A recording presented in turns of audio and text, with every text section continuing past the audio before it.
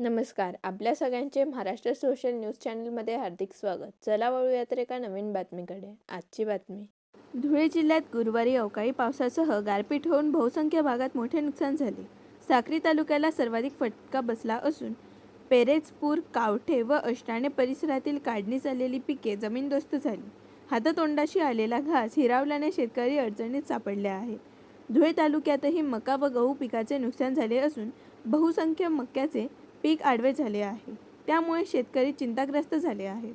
दरम्यान या नुकसानग्रस्त भागांची पाहणी ग्रामीण आमदार राम भदाणे, माजी कृषी सभापती अरविंद जाधव तसेच माजी पंचायत समिती सभापती भैया पाटील यांनी केली. मी दोंदवाळ गावातील शेतकरी. काल झालेल्या वारा वादळामुळे नुकसान झालेले आहे. तरी सदर या नुकसानाचा पंचनामा तलाठी सर्कल यांनी करावा. 5-6 एकर मका, बाजरी, गहू, हरभरा बऱ्याचशा शेतकऱ्यांचे नुकसान पण झालेलं आहे.